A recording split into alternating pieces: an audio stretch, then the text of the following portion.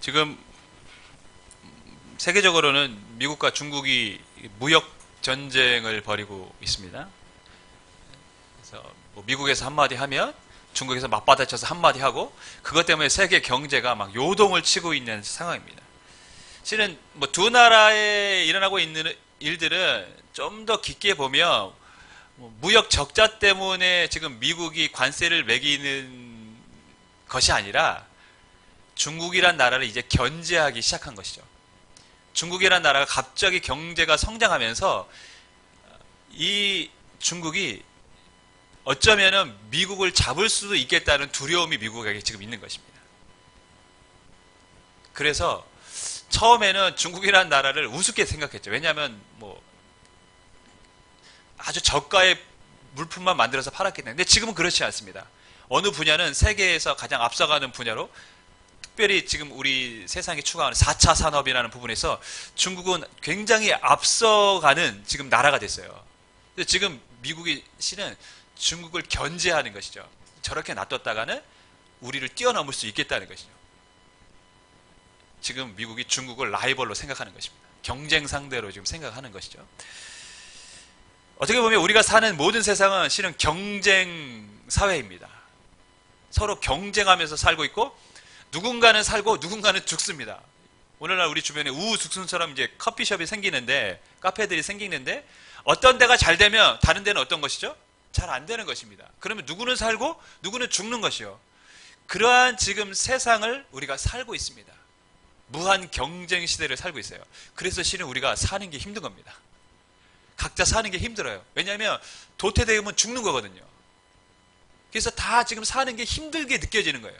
그래서 사는 게 다 힘드시죠? 지금 우리가 그런 삶을 살고 있습니다. 고린도 교회에도 그런 경쟁이 있었습니다. 우리가 잘 아는 것처럼. 경쟁이 심하다 보니까 무엇이 있었습니까? 교회 안에 분쟁이 생기기 시작합니다. 지금 미국과 중국이 무역 분쟁이 일어나듯이 지금 고린도 교회에도 분쟁이 일어났어요. 나는 바울에게 세례를 받았다. 나는 아볼로에게 세례를 받았다. 나는 바울에게 성경 공부를 배웠다. 나는 아볼로에게 배웠다.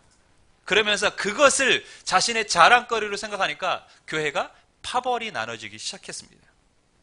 여러분, 교회가 서로 분쟁하면 교회 생활이 즐겁겠습니까? 힘들겠죠. 그래서 고린도 교회를 바라보면서 사도 바울이 이렇게 얘기했습니다. 지난주에 읽었던 말씀, 지난번에 한번 읽었던 말씀입니다. 5절 말씀 우리 같이 읽겠습니다. 시작.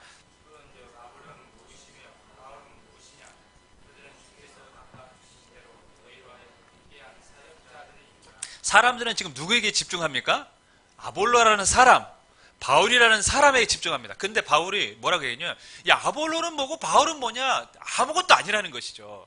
그 사람들은 중요한 단어입니다. 각기 주신 대로 하나님이 그들에게 주신 은사대로 역할대로 단지 하나님 앞에 쓰임 받았을 뿐이지 아무것도 아니라는 것이죠. 그래서 굉장히 중요한 단어입니다. 각기 주신 대로. 하나님이 바울에게 주신 은사가 달랐고 아볼로에게 주신 은사가 달랐습니다. 하나님이 바울에게 주신 역할이 달랐고 아볼로에게 주신 역할이 달랐습니다. 바울은 교회를 세우고 교회의 기초를 닦는 데까지 쓰임받았고 그 후에 아볼로가 와서 교회를 더 든든하게 세웠습니다. 역할이 다른 것입니다. 누가 더 잘났나 못났냐의 문제가 아닙니다. 누가 더 교회에 영향력을 미쳤느냐 안 미쳤느냐의 문제가 아닙니다. 그들은 각기 주신 대로 하나님 앞에 쓰임을 받았을 뿐입니다. 그렇게 주신 은사대로 교회를 섬긴 것이죠. 여러분 봄에는 목련이 핍니다. 그 다음 뭐가 핍니까? 원래는 개나리가 펴요. 그 다음에 뭐가 피죠? 진달래가 피고 그 다음 뭐 벚꽃이 피고 이렇게 교회 그래서 봄이 아름답습니다. 조화롭습니다. 그래서 사람들은 봄을 좋아해요. 그런데 1년 내내 다른 꽃은 안 피고 개나리만 핀다고 생각해 보세요. 여러분 그 개나리가 봄철에 딱 폈을 때 봐야 우리가 기쁨이 있지 1년 내내 개나리만 보면 짜증날 겁니다. 아우 개나리 말고 딴 건 없나? 그렇지 않겠습니까? 다양한 꽃들이 피니까 세상이 아름다워 보이는 거예요. 근데 획일적으로 똑같은 것만 보면 지겹죠. 여러분 교회라는 곳은 다양한 사람들이 존재하는 곳입니다. 출신 살아온 배경이 다릅니다. 외모도 다릅니다. 성격도 다릅니다. 기질도 다릅니다. 관심사도 다릅니다. 달란트, 은사도 다 다릅니다. 그래서 교회라는 것은 조화롭고 아름다워질 수 있는 것입니다. 다 똑같다고 생각해 보세요. 지루하죠. 지루합니다. 이 사람도 그 사람이고 저 사람도 그 사람이고. 여러분, 교회가 그래서 아름다워질 수 있는 것은 우리가 다 다르기 때문이죠. 달라서 아름다운 겁니다. 옆 사람에게 이렇게 인사하겠습니다. 당신이 나와 달라서 너무 보기 좋습니다. 이렇게 인사하겠습니다. 나와 다르기 때문에 보기 좋은 거예요. 나와 같으면 실증납니다. 바울은 고린도 교회의 상황을 설명하면서 밭의 비유로 설명을 했어요. 나는 씨를 뿌린 사람이고 아볼로는 물을 준 사람이다. 하지만 자라나게 하는 건 누구라고 합니까? 하나님이 자라나게 하셨다. 우리는 씨를 뿌렸고 물을 주셨을 뿐이고 오직 자라나게 하신 분은 하나님이라는 것이죠. 그래서 굉장히 중요한 말입니다, 여러분. 열매를 맺기 위해서 씨를 뿌리고 물을 주는 것만으로 충분하지 않습니다. 적당량의 뭐가 필요합니까? 일조량이 필요합니다. 너무 햇빛만 쪄서 비가 내리지 않으면 또 안 자랍니다. 또 너무 많은 비가 내려도 자라지 않습니다. 다 자랐는데 태풍이 불어도 농사 망치는 겁니다. 농사라는 게 그렇지 않습니까? 씨를 뿌리고 물을 주어도 결국 자라나게 하는 분은 누굽니까? 하나님인 것이죠. 근데 많은 사람들이 이것을 간과하고 살아갑니다.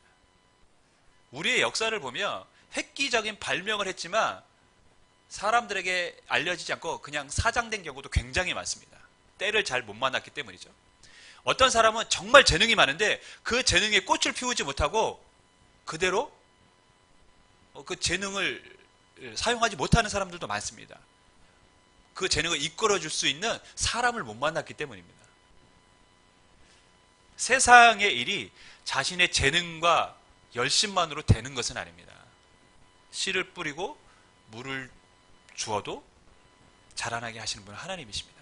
하나님의 은혜가 필요합니다. 그게 인생입니다, 여러분. 아무런 노력을 하지 않아도 안 된다는 말이 아닙니다. 노력하지 않아도 하나님이 다 도와준다 이런 말이 아니에요. 씨를 뿌리고 물을 붓는 것, 그것은 우리의 역할입니다. 우리가 해야 될 일입니다. 하지만 그 위에 하나님의 은혜가 필요하다는 것이죠. 우리가 성공적인 인생을 살길 원합니까? 하나님이 은혜가 없으면 불가능합니다. 사람의 노력만으로는 한계가 있어요. 때도 맞아야 되고 나를 알아줄 사람도 필요합니다. 그래서 우리는 하나님 앞에 기도해야 돼요. 하나님 우리에게 은혜를 주시옵소서. 바라기는 저와 여러분이 은혜를 구함으로 여러분의 인생이 성공적인 인생이 되기를 주님으로 간절히 축원하겠습니다. 사도 바울은 밭으로 비유를 했다가 이번에는 집으로 비유를 합니다. 자기는 씨를 뿌리는 역할을 했다면 이번에는 집의 비유를 통해서 나는 집을 짓는데 털을 닦는 역할을 했다 이렇게 얘기를 하죠. 10절 말씀, 우리 10절 말씀을 같이 읽겠습니다. 시작.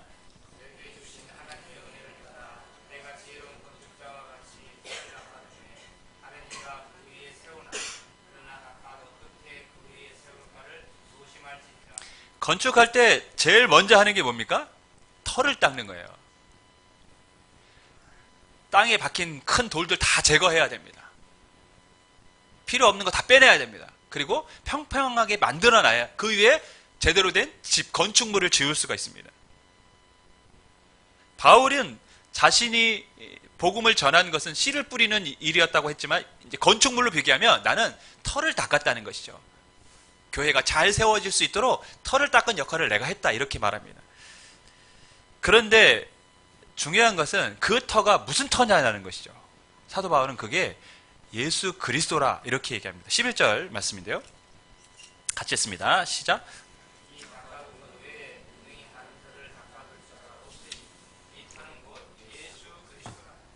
근데요, 털을 닦는 게 제일 중요한 것이기도 하지만 더 중요한 게 있습니다. 누구의 터냐는 것이죠. 열심히 털을 닦았습니다. 크고 웅장하고 정말 사람들이 감탄할 만한 건축물, 집을 지었습니다. 사람들이 보고 야, 집 너무 멋있다. 근데 그게 내 터가 아니에요. 내 땅이 아닙니다. 그럼 뭐 한 겁니까? 불법을 저지른 겁니다. 잘못한 것이죠. 터를 닦는 게 중요하지만 그보다 더 먼저 우리가 알아야 될 게 뭡니까? 그 터가 누구의 것이냐는 것이죠. 바울은 지금 나는 예수 그리스도의 터를 닦았다고 얘기합니다. 교회가 어느 터 위에 세워졌느냐가 굉장히 중요합니다. 사람들이 헷갈리는 부분이 있어요. 왜냐하면 이단들도 다 명칭이 교회예요. 사이비 종교도 다 교회라고 얘기합니다. 그러니까 사람들은 다 같은 교회예요. 근데 그 터가 예수 그리스도의 터냐 아니냐가 그것이 이단이냐 정통이냐를 구분하는 것입니다. 예수 그리스도의 터가 아니고 다시 말하면 예수님이 우리를 구원하신 그리스도 구원자라고 믿는 신앙이 아니라면 그 터는 다 가짜 불법인 겁니다. 교주가 구원자가 되고 교주가 하나님이 되고 아니면 잘못된 신앙을 가르치는 그러한 것들은 결국에는 바른 터 위에 세워진 것이 아니라는 것이죠. 그것이 이단과 정통을 구분하는 가장 중요한 기준점인 것입니다. 근데 여러분 세상 사람들 잘 몰라요. 그냥 다 같은 교회예요. 그래서 이단에 문제가 생겨서 욕을 먹어도 사람들은 다 같이 교회를 욕합니다. 지난번에 그 이단이 잘못한 일에 대해서 언론에서 보도가 됐는데 교회로 딱 나오니까 댓글들이 온통 다 기독교에 대한 욕으로 역시 기독교는 뭐 어쩌다 저쩌다. 근데 제가 그 댓글을 달고 싶었어요. 그거 이단인데. 근데 아는 사람도 있더라고요. 그래서 여기 이단이에요. 뭐 이렇게. 근데 사람들은 몰라요. 여러분 근데 그 기준이 뭡니까? 예수님을 우리의 그리스도로 믿느냐 안 믿느냐가 이단과 정통을 구분하는 가장 중요한 기준점이 된다는 사실을 여러분 알아야 됩니다. 그것이 틀어지는 순간 세상에 어떠한 아름다운 이야기가 들려진다고 할지라도 그것은 거짓입니다. 사도 바울은 자기가 그리스도의 터 위에 집을 짓는 건축자로서 터를 닦았다고 이야기합니다. 그런데 여러분 이 건축물은 세상의 어떤 건축물과 좀 달라요. 왜냐하면 그 건축물에는 특별한 분이 계시거든요. 바로 하나님이 계시는 곳입니다. 그래서 사도 바울은 하나님의 성전이라고 그렇게 표현을 했습니다. 16절 말씀 우리 같이 읽겠습니다. 시작. 너희는 너희가 하나님의 성전이고 하나님의 성령이 너희 안에 계시는 것을 알지 못하느냐. 고린도 교회에 대한 이야기입니다. 자기가 고린도 교회에 복음을 전하고 교회를 세워갔는데 그 교회는 결국 뭐냐? 하나님의 뭐라는 것이죠? 성전이라는 것이죠. 여러분 우리나라 대통령이 계신 곳이 어디입니까? 청와대. 미국 대통령이 있는 것은 백악관 화이트하우스. 그러면 제가 있는 집은요? 네, 대운탑스빌 3동 502호에 살고 있습니다. 특별하지 않습니다. 누가 어느 집에 살고 있느냐가 그 집의 가치를 부여합니다. 교회가 왜 중요합니까? 교회는 하나님이 거하시는 곳이기 때문에 중요한 것입니다. 가치가 있는 것입니다. 물론 여기서 교회라는 것은 건물을 의미하진 않아요. 사도 바울이 말한 교회는 성도 한 사람 한 사람과 같이 모여있는 이 공동체를 교회라고 얘기했습니다. 이 공동체에 각 성도 각 사람에게 하나님의 성령이 계시기 때문에 너희 각 사람은 하나님의 성전이고 이 공동체 역시 뭐라는 것이죠? 하나님의 성전이라는 것입니다. 여기서 하나님의 성전이라고 말한 아주 중요한 의미가 있어요.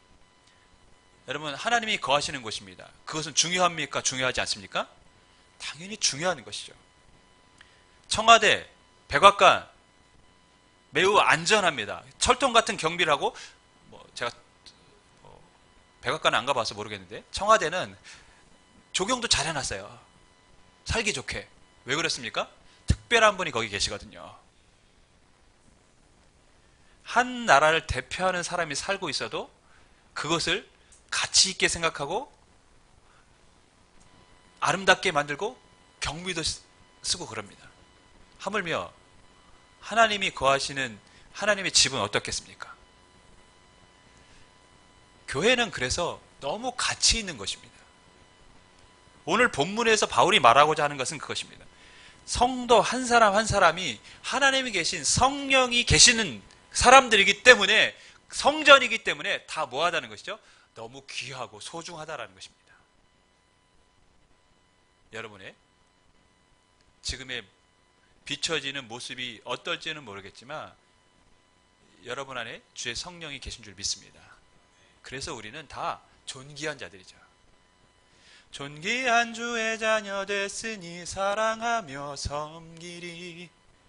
우리가 왜 존귀합니까? 하나님이 계시니까요. 하나님이 계시는 성전이니까요. 그래서 우리는 존귀한 것이죠.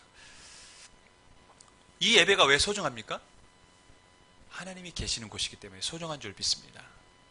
그것이 교회의 가치를 결정하는 것입니다. 그렇기 때문에 하나님이 거하시는 거룩하고 가치 있는 곳이기 때문에 교회는 누구든지 그 거룩함을 더럽혀서는 안 된다고 바울은 말을 하고 있습니다. 17절 말씀 우리 같이 읽겠습니다. 시작. 누구든지 하나님의 성전을 더럽히면 하나님이 그 사람을 멸하시리라. 하나님의 성전은 거룩하니 너희도 그러하니라. 아주 중요한 이야기입니다. 여러분, 청와대 우리가 함부로 훼손할 수 있습니까? 내가 거기 훼손하려고 망치 들고 가면 중간에 아마 잡히겠죠. 예? 아마 들어가지도 못하고 잡힐 겁니다. 근데 만약에 제가 몰래 성공했다고 합시다. 청와대를 어디 한쪽 귀퉁이를 내가 박살을 냈어요. 이거 사실 아닙니다. 그죠? 예. 이게 또 우리가 또 유튜브 동영상에 또 올라가는 부분이 있어서 이게 진짜인지 알면 큰일 납니다. 하여튼 제가 했다고 합시다. 그러면 제가 일반 집을 훼손한 것보다 더 처벌을 받을까요? 아니면 덜 처벌을 받을까요? 당연히 더 처벌을 받죠. 왜? 귀한 곳을 허물었기 때문이죠. 오늘 바울은 그 말씀을 하고 있는 거예요. 고린도 교회 사람들은 너희가 지금 하는 행동은 교회를 뭐 하고 있는 것입니까? 거룩함을 더럽히고 있는 행동들을 하고 있는 것이다. 그렇기 때문에 그 거룩한 교회, 하나님이 거하시는 성전을 너희가 더럽혔기 때문에 너희는 하나님 앞에 분명히 멸시를 당할 거다라고 경고의 말을 하고 있는 것이죠. 그렇기 때문에 성도 한 사람 한 사람은 교회를 자신이 성전임을 알고 거룩하게 유지하려고 노력을 해야 됩니다. 개인적으로는 그럼 어떻게 해야 됩니까? 개인적으로 거룩한 삶을 살려고 노력해야 돼요. 우리가 지금 소아시아 지난번에 7교회에 대해서 말씀을 들었는데 그 7교회의 문제점 중에 공통점이 있는 게 있었어요. 그 뭔지 아시죠? 음행입니다. 음행. 근데 이 소아시아 7교회의 음행의 문제는 고린도 교회에도 있었습니다. 나중에 음행에 대한 문제가 또 나옵니다. 그만큼 음행이라는 것은 세상 살아가는 사람들 사회에서 사람들을 무너뜨리는 아주 중요한 악의 요소라는 것이죠. 사람들은 음행 때문에 무너집니다. 오늘날 우리 정치를 보면 그렇지 않습니까? 차기 가장 유력한 대선 후보장 한 사람이 결국 음행 때문에 정치 생명 끝났어요. 17년 만에 무명에서 일약 스타가 된 한 개그맨은 그 음행 때문에 그 기간이 너무 짧게 끝났어요. 결국 음행이 뭡니까? 사람의 인생을 다 망친 거예요. 교회를 망치는 게 뭡니까? 우리의 개인의 거룩함을 망치는 게 뭡니까? 음행이라는 것이죠. 그래서 하나님은 우리 각 사람이 거룩한 삶을 살려고 노력해야 된다고 말씀하고 있습니다. 하나님이 쓰시는 그릇은 어떤 그릇입니까? 깨끗한 그릇이라고 성경은 분명히 말씀하고 있습니다. 우리가 하나님이 거하시는 성전이기 때문에 우리가 거룩한 삶을 살려고 할 때 하나님은 단순히 하나님의 백성이니까 깨끗해야지 라는 차원의 문제가 아니라 우리가 누구냐? 하나님이 거하시는 성전이기 때문에 그만큼 가치 있는 존재이기 때문이라는 걸 인식하고 거룩하게 살려고 할 때 하나님은 그 사람을 기뻐하시고 그 사람을 사용하신다는 것이죠. 바라기는 여러분이 하나님 앞에 쓰임받는 거룩한 그릇이 되기를 주님의 이름으로 간절히 축원하겠습니다. 우리는 거룩한 삶을 살아야 됩니다. 근데 우리 힘으로 잘 되지 않아요. 그래서 누구의 도움이 필요합니까? 성령님의 도우심이 필요합니다. 그래서 기도해야 되는 것이죠. 교회적으로 보면 실은 고린도 교회에 있었던 문제, 분쟁이 거룩함을 깨트리는 거라고 바울은 말하고 있습니다. 지금 고린도 교회는 분쟁하고 있거든요. 그런데 너희는 교회의 거룩함을 깨트렸다라고 지금 바울은 말씀하고 있는 것이죠. 여러분, 아까도 말씀드렸듯이 함께 다양한 사람들이 살고 있습니다. 그래서 조화로울 수 있고 아름다울 수도 있지만 반면에 다양한 사람들이 살고 있기 때문에 늘 분쟁의 요소가 우리 안에 내재되어 있는 것이죠. 그럴 가능성이 충분한 것입니다. 왜? 다르기 때문에. 다르기 때문에 싸우는 것이죠. 그런데 이러한 다른 사람들끼리 어떻게 아름다운 교회를 만들어가며 하나님이 기뻐하신 거룩한 교회를 세워갈 수 있습니까? 그 비결은 9절에 있습니다. 우리 9절 말씀 같이 읽겠습니다. 시작. 우리는 하나님의 동역자들이요 너희는 하나님의 같이요 하나님의 집이니라. 메이저리그라는 미국의 이제 프로야구 운동 경기가 있죠. 30개 팀이 있습니다. 이 30개 팀 중에는 부자 구단이 있어요. 구단주가 돈이 많아서 엄청나게 좋은 선수들을 많은 돈을 들여서 다 스카우트 해옵니다. 부자 구단이 있어요. 되게 가난한 구단이 있어요. 이 가난한 구단들은 선수들을 키워서 나중에 뭐 합니까? 그 선수들이 딱 잘하면 팝니다. 다른 부자 구단에 팔아요. 그래서 그 돈으로 구단을 운영해요. 여러분, 그러면 훌륭한 선수들을 모아놓은 구단과 젊은 유망주들만 있는 구단, 아니면 섞여 있는 구단도 있겠죠? 어느 팀이 우승할 확률이 많을까요? 여러분 생각이 어떨 것 같습니까? 우리가 생각하기에는 돈 많은 구단에 최고의 선수들이 모여있는 그 팀이 우승할 확률이 높을 거라고 얘기합니다. 하지만 메이저리그 통계는 다릅니다. 메이저리그 통계는 구단의 그 순위 중에 30개 구단 중에 약 10위권에 있는 팀들이 우승할 확률이 제일 높다고 얘기합니다. 그렇게 또한 결과가 나왔습니다. 특이하죠? 좋은 선수들을 모아놓고 하면 우승할 것 같은데 그렇지 않다는 것이죠. 의미 있는 결과라고 저는 생각을 했어요. 최고의 선수들 다 리더가 되고 싶습니다. 최고니까요, 자신이. 근데 여러분, 운동 경기라는 게 뭐가 필요합니까? 팀워크라는 게 필요해요.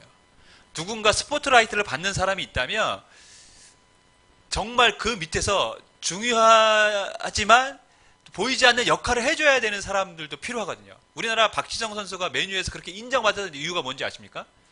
골을 많이 넣어서가 아닙니다. 가장 많은 활동량으로 그 부족한 부분을 다 본인이 채워줬기 때문에 맨유에서도 인정받는 그런 선수로 그렇게 사람들에게 칭찬받았습니다.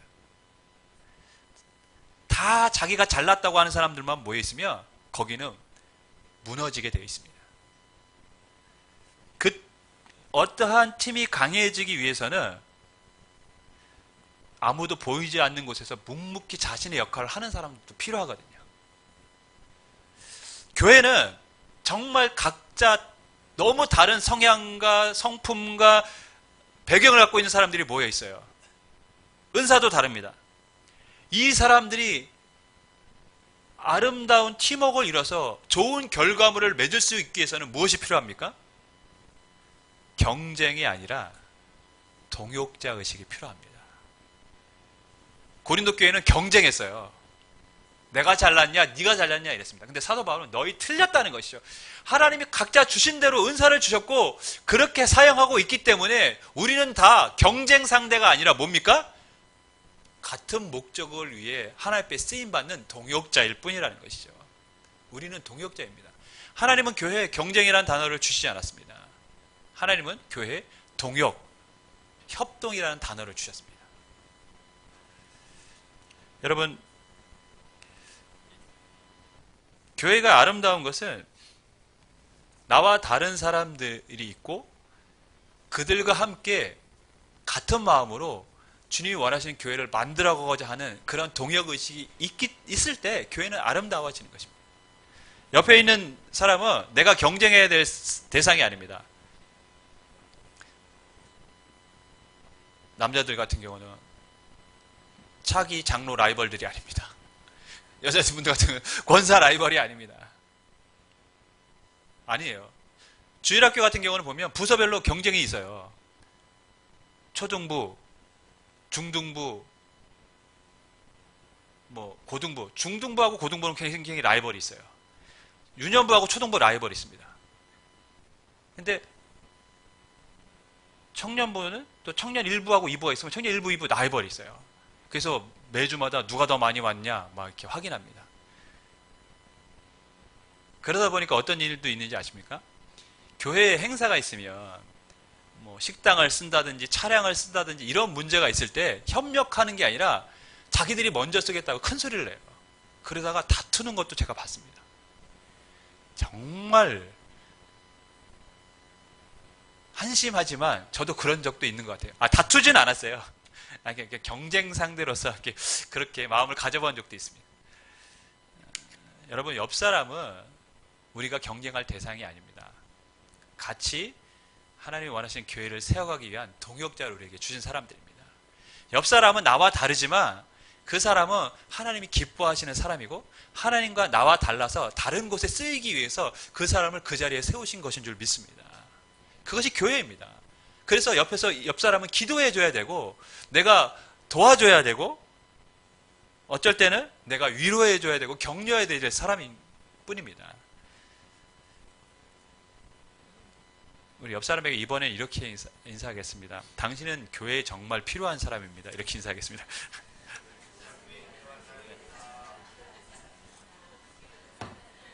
다 필요한 사람들이에요. 하나님 앞에 앞장서 있는 사람이든지 그렇지 않은 사람이든지 다 하나님이 원하시는 교회를 세워가기 위해서 하나님이 은사대로 다 그 자리에 세워놓으신 사람들입니다. 그래서 교회가 아름다운 것이죠. 경쟁이 아니라 우리는 동역자로 하나님이 불러주셨습니다. 저와 여러분의 관계도 동역자의 관계예요. 제가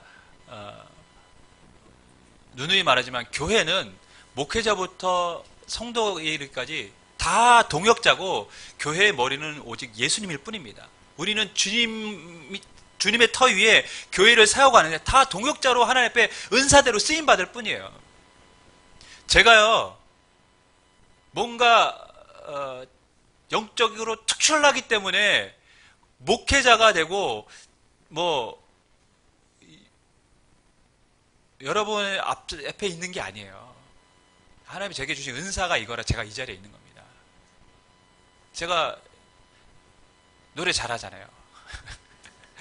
뭐 하겠습니까? 가수 하겠습니까? 하나님 앞에 이것으로 쓰임 받는 겁니다. 제가 성경 공부 좋아하고 말씀 가르치는 거 좋아합니다. 그러니까 하나님이 은사대로 쓰시는 거예요. 우리는 다 하나님 나라를 세워가기 위해 바른 교회를 세워가기 위한 동역자일 뿐입니다. 주 안에 사랑하는 여러분, 저와 여러분은 다 하나님의 성전입니다. 성령이 우리 안에 계시기 때문이죠. 우리 모임은 그래서 또한 하나님의 성전입니다. 하나님이 임하시는 곳이기 때문입니다. 그래서 우리가 하나됨을 지켜야 되며 또 우리 개인적으로는 거룩한 삶을 살려고 노력을 해야 됩니다. 왜냐하면 그것이 교회를 세우신 하나님의 목적이기 때문인 줄 믿습니다. 바라기는 거룩한 삶으로 또한 서로 동역하는 마음으로 교회를 섬김으로 주님이 기뻐하는 교회를 세워갈 수 있기를 주님의 이름으로 간절히 축원하겠습니다. 기도하겠습니다.